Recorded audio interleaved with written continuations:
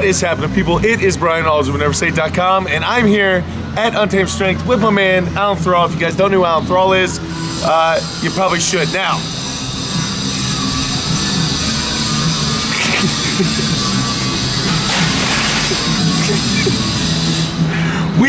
recording studio. We are outside of Untamed Strength. So this is real life, guys. There is a garage right over here doing some stuff. There's trucks going by. There's people working out behind us, but this is how we both live our lives, right? Like, we don't live perfect areas where we have our own facilities where we can do the recording. This is what we deal with. So the whole idea behind this is I just left super training where there's a whole lot of powerlifters. I'm here at Untamed Strength where there are some incredibly strong powerlifters. And the whole idea is that if I were to do a powerlift competition, I've never done a powerlift competition, to be completely honest with you guys. I've never even really just focused on the squat, bench, and deadlift. My training's always been more kind of crazy and all over the place. So I asked Alan if he were to program for me just the squat, bench, deadlift, what changes would I need to make? So, Alan, what do you think? So if you were starting, if you wanted to do a powerlifting meet and you hired me as a coach, Yes. I would put you on starting strength, 3 sets of 5. Right on. I love this idea. So I'm a huge starting strength fan. So I think that with any programming, if you're taking on a new client, the first question is always, what are you doing right now? Yes. And it's no different than if someone came to you and said, I want to lose weight. The first question should always be, how many calories you're eating right now. Sure. Right? You have to know these things before making adjustments. Of course. I don't know everything about your programming. Sure. You know, just from things that I see on YouTube and Instagram. But you know, I'm sporadic. Right. You know, there's always variation. I'm doing giant sets, I'm jumping around. I have not sat down between sets in probably 15 years. Literally where I was like, I'm gonna do a set of bench and I'm gonna sit down and think about things before I bench again. It's probably been 15 years. So I think that's something to consider when you're, honestly, when you're programming for someone. Sure. There's what you would say is ideal from a programming perspective. This is what he needs to where what you're doing right now, we gotta kind of meet in the middle somewhat. Because the best program is one that you're gonna follow. Sure. So I can write this rigid program, and if there's no buy-in from you, and I'm like, hey dude, you gotta rest like 8 minutes between sets, and you're like, dude, I'm not gonna do that. Right. Then I have to meet you in the middle again.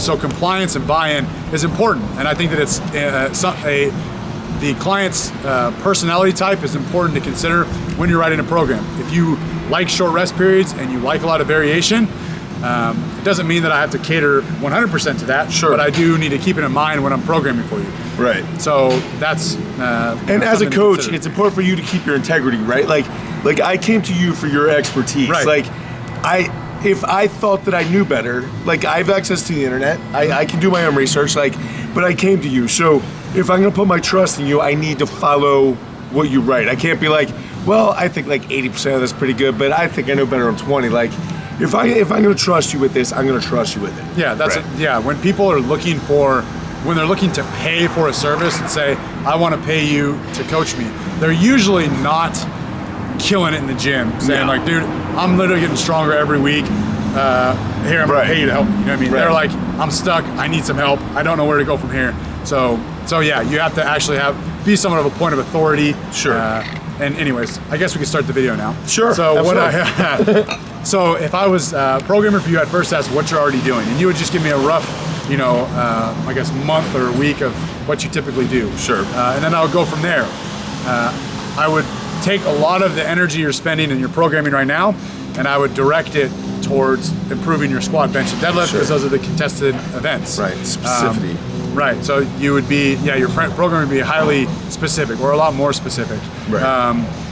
And I would ask you first, if you said, I'm squatting once a week, I'm probably not going to have you squat 4 times a week on week 1, right? So that's what I mean by what are you doing right now and how can we build upon that? Sure. But a lot of the energy would be focused on the squat, the bench, and the deadlift.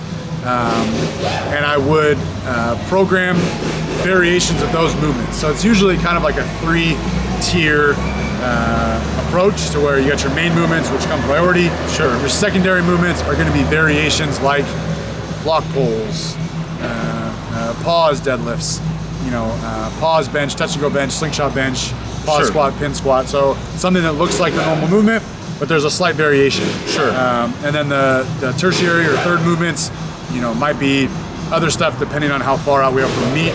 You might do some dumbbell work, higher rep stuff, pull-ups, rows, things like that. Of course. So that's kind of how the programming structure would go. Ideally, when you're working with a new client, you have plenty of time before the actual powerlifting meet to see what they respond well to and what they don't respond to. If you were like, I've got to meet in 6 weeks, I'd be like, damn, let's do what I think you should do, and hopefully it works. Right. But if you're like, hey, I got to meet in 6 months, that gives me plenty of time to see Sure. what you respond well to. So for example, let's talk about the deadlift. I have some clients that respond really well to paused deadlifts. So I'll have them pause off the ground or pause at the knee, and they'll do that once a week along with their normal deadlift. Other clients, that actually kind of tends to make things regress. Sure. And so they usually don't do well with pulling from the floor twice a week.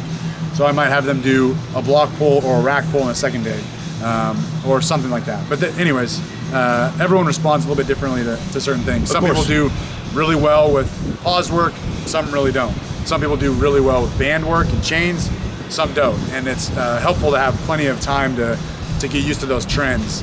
And then the next thing I'll say before you can take over would be, I'd have to see maybe what your flaws were. If you had some sort of sticking points, or if your squat was all over the place and I was like, we need to do some tempo work or whatever. You heave a lot in the bench and we need to fix that. So those would be like certain technique flaws that I would incorporate certain variations to fix those things. Sure thing. Like, so for me personally, like with my central nervous system, I can't deadlift heavy very often. Like the deadlift burns me out. I feel like I could squat very, very often, and it doesn't really burn me out that bad, and the other stuff doesn't hurt me at all. Really, it's deadlift and yoke are the only two things that really burn me. So with the deadlift, would you still recommend someone like at my level who's a little bit stronger? I know the answer might be different if my deadlift was a 315 deadlift, but let's say my deadlift is 750. How do you think one time a week is enough deadlifting? Because I know a lot of people, for my program, because my programming is so like random and all over the place because of strongman being more variation, I only have people often deadlift one time a week because you're doing a lot more picks and your posterior chain. There's a lot of other things going in. But for a strict powerlifting program, like what have you found for you personally? Like as a beginner, as intermediate, advanced, like did that change? Yeah, so in your, it's hard to say like how many times a week you should pull. Of course. Because there are guys like Ray Williams. Yeah. So Just Ray like Williams. 900. Yeah, You're like, exactly. How is that humanly possible? Yep, and Ray Williams has been an example of, he says that he only squats once per week. Yes. Where I would say, you should squat 2 or 3 times. But I'm not Sure. going to tell Ray Williams, you need to actually squat 3 Right. times. You know what I mean? Right, yeah. A little bit different for everyone. But I would say that based on the little that I know about your programming, you probably, when you say I only pull once a week, or it's too stressful to pull more than once a week, I think you're thinking of that as a max day and a second max day. Sure. If I was to say we're gonna have a heavy day on Monday, and then on Thursday you're gonna do some lighter speed pulls. Sure. Or you're gonna do, I don't know, 3 second up, 3 second down tempo deadlifts or something Absolutely. like that. That's gonna be something inherently very lighter. light, right? Sure. And I think that you could do that. Absolutely. And if we said, all right, Brian, you're not gonna do yoke, you're not gonna do stones, you're not gonna do sandbag stuff, you're not gonna do farmer's walks, that's a whole lot of like what would be considered pulling or back slots Sure. that we're removing, and we can add in some deadlifts now. Absolutely. I think that you could adapt to that. If I was like, I really think this guy is going to do well if we can get him pulling twice a week. Sure. I wouldn't say, well, suck it up, here's your second day. I would just incorporate, I might even say, we're going to pull on Monday, and on Thursday, I'm going to have you do some Romanian deadlifts, whatever. Right? And then over time, maybe change that Romanian deadlift to a stiff leg deadlift, which is, again, going to be a little bit lighter. So anyways, you're just kind of getting you to adapt to pulling more often. Absolutely. But that's something you need to balance when you're training for a powerlifting meet, because you still got to worry about the squat and the bench. So yeah, if you were doing a deadlift only meet, then I would be like, let's start with this, and then let's eventually add more deadlifting, maybe a little bit less squatting, and then a couple weeks out, you're deadlifting 3 times a week. Squat doesn't really matter. You know what I mean? So, so I think that you could adapt to it. It just has to be dosed properly. Now, you talk about variation and things further out, but as you get closer and closer to the meet, like, are even when you're doing the variation stuff, are you still make sure you get the technique of the I guess competition lift at least once a week, no matter what? Yeah, I'm a little more biased towards specificity. Yeah, practice like you play, right? Right. So I wouldn't, if you were doing a competition squat with belt, and then the next day you're doing a pause squat, which looks the same. Sure. You're doing a tempo squat. You're doing a pin squat. All of that is the same approach, same setup, same everything. Rather than saying I'm gonna have you do a wide stance, high box squat with bands. I'm not saying that serves no utility or that's a waste of time. I'm just saying that I would probably you're still practicing the same form.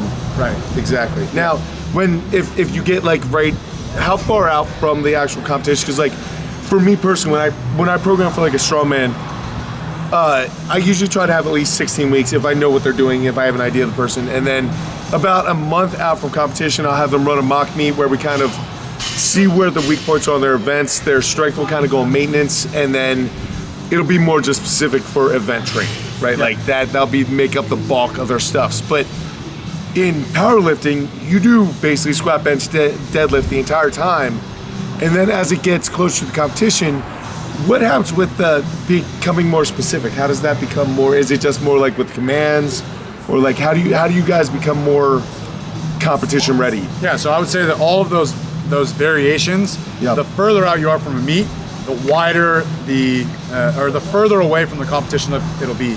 So I might have you do, I don't know, box squat with bands because you just bought a new box and you got new bands. And you want to play with them. So I would program that far out. I might even have you do probably higher reps. I might have you do time stuff. Even me right now, I'm not doing powerlifting, but I'm training for a strongman competition. I'm doing EMOM stuff every minute on the minute. I'm doing time stuff to where I say I'm going to do as many reps as I can in 6 minutes. Here's my target, rep goal. So I think those things do serve purpose further out. So as we get closer to a meet, not only is the movement getting more specific, but the sets and reps. So if you're a couple weeks out from a meet, you're probably not going to be doing sets of 8 and 10. You're not going to be doing max rep sets. You'll be doing lots of heavy singles, probably heavy triples, just to get used to the actual skill of lifting a heavy weight. Of course. But the movements do get more specific also. So again, box squat with a safety squat bar and bands way out here. As we get closer, it's going to be pretty boring. 2 count pause squat. Right. With a belt, you wear knee wraps, wear your knee wraps. Everything's pretty damn specific. Sure. So the movements get more specific.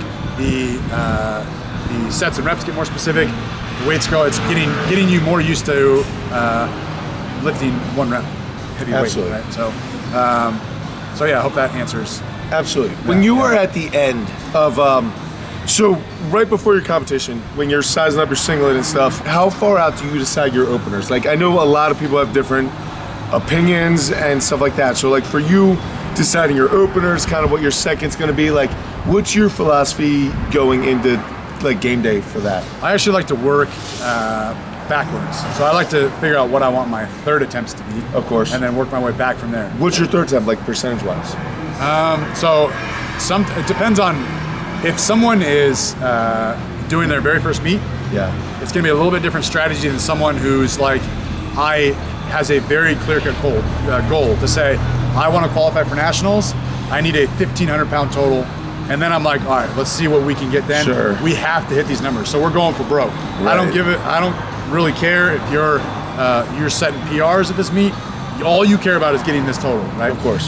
So that's gonna be a little bit different strategy than someone who's like, it's my very first meet. Then so my 175%. Yeah. So that's a bad opener. Yeah. So I don't know. I really don't give a percent of what you should be lifting for your third attempt. Sure. That all depends on how training's going. Of course. But I thought I was gonna do like, I thought I had attempt 1 set. I thought attempt 2 was kind of set, and I thought attempt 3 I was like, I'm going for whatever I want to go for. So a very black and white answer would be no. Well, no. So a very black and white answer of your question of what your attempt should be. Right. First attempt, usually something that you can do a max triple lift. Yep. So it'd be That's what I've heard. RP 8. And Sure. then your second might be something that you could double. Third would be either your single for the day or a PR. Sure. So that's something to consider. Or you're just moving chest pieces if you're wanting, my squat has to be this. Sure. And my bench has to be this. And then my deadlift if I want to get a certain total. And if you'd like to go 9 for 9, that's very important for a lot of people in their first meet, right? Like just have that successful 9 for 9 meet. I think a mistake that a lot of people make with their first meet is I want to, not a mistake, but I don't know, maybe a mistake that I made was I want to PR every one of my lifts. And so what happened on my first 3 powerlifting meets, I think, I missed all of my third attempts. It was literally me. PR for everyone, and I just missed it. Yeah, that was my plan. There's a lot to learn when you compete, right? Sure, yeah. Like the flow to get of the the most out of your total. Yeah, exactly. And that's where a coach or a handler is helpful. Someone's been there before. They can give you an objective view of like, you're like, no, I want 505 bench. Right. Like, dude, 480 didn't move that great. Like, right. You're like, it's not there. It's not there. But I've done it before. I'm like, it's not gonna happen today. So, right. So or the other side of that, to say like, no, you can definitely do that. Right. I don't know. Absolutely. So it is. So yeah, it's hard to say what your opener should be, and that's definitely something that you, coach and client, will kind of figure out with a relationship. But do you decide those numbers like 3 weeks out, or do you decide them? Is that like how soon should I know that? Probably like 2 or 3 weeks out. A couple weeks out. We're getting an idea about a month out. Sure. But for most people, we've got quite a bit of volume, and then I don't like to hold a peak for very long. Sure. I'm not like, hey, we're 8 weeks out. We need to start cutting volume, get ready. It's like we're gonna keep most of that volume on until a few weeks out to where we're gonna shave that off, and then you're gonna realize all the work you've been doing. And so it's hard to say, 6 weeks out, you're gonna hit this. Right. Yeah, that's very hard. Because you might, like even 4 weeks out, because before a competition you have to accumulate quite a bit of fatigue, and then the idea is to strip all that off, and you're able to display that strength on comp day. And that doesn't happen 4 weeks out. That might happen 2 weeks out, or the 1 week out. Absolutely. So that's important to be able to time that, and it's different for everyone. But for you, you might 4 weeks out, you might be like, dude, I'm feeling pretty fatigued and actually pretty beat up. Yeah. I wouldn't freak out and say, well, let's get rid of volume. Yeah, just hang in there. We're gonna taper off pretty soon. Yeah. But usually 2 or 3 weeks out, we have an idea of what numbers you should be going for. Especially if you've done a meet before. Sure. If you're hey, I did 400 pounds last time. Let's shoot for 410, 420 this time. So anyways. Now, as far as deload, for strongman, a lot of times at the end, you're so beat up, like there's stuff messed up on you and your posterior chain, your CNS, everything's fried. So you have like a 7 to 10 day where you're kind of like, hey, if you need to get in the gym for your mental state, you go ahead. But for the most part, you're chilling out, right? Like for powerlifting, is that a similar game, or is it kind of like you need to make sure up to the point that you are kind of locked in? Yeah. For you, I know it's different for everybody, but like for you, like what do you like to do with your clients and yourself? I like to keep them in the gym training all the way up to the meet. Sure. So like 50% the last week, or like is it still varying and undulating? Yeah, it's usually actually, so like the very last week would be something along the lines of like, what are your openers? And I might have you work up to your opener, or I might have you work up to your last warm up before your opener. Sure. And it really is different for everyone. I mean, that can be said for everything. But, of course. It's usually working up to an opener or working up to your last one before an opener, and then maybe a percentage of that. Sure. But I would never tell anyone, hey, take a week off before you go in. Because I think that you can get detrained pretty quickly. Especially for something that specific. Like you're talking about an inch groove that like, if you're talking about something like for like something like me, it'd be like 800 pounds, but like maybe your 800 pounds is 300 pounds, but like still you're talking about that groove, and if you're out of that groove at all, it's like strongman. Honestly, you show up to have strongman competitions and they said something was gonna be 800 pounds and it's like 850 and they're like, deal with it. I don't know, everyone's gotta deal with it. Yeah. And but powerlifting's so regimented, exact, and calibrated, like, so it comes down to that like inch, right? So for that, you would rather see somebody with strongman, you just want to make sure that you show up as least beat up and as rested as you can. For this, you want to be as prepared. Yeah, it's definitely very skillful. Right, more precision. I think that if I was programming with you and leading up to the meet, a couple weeks out, you're doing really well, you're hitting some good singles, everything's looking up. I don't want to just out of the blue change everything and be like, dude, everything's working, let's take a week off and totally do something different. Yeah, that makes sense. That makes sense. So I like to keep you training all the way up to the meet. Now, if someone was like, it's happened before and it's unfortunate, but sometimes it does happen, like a week out, and they're like, dude, I feel like I threw my back out, my hips bothering me, my shoulders really bothering me, and they are, for whatever reason, super beat up and it kind of came out of nowhere, then I'm really going to cut back just to get them to the meet so they're feeling good.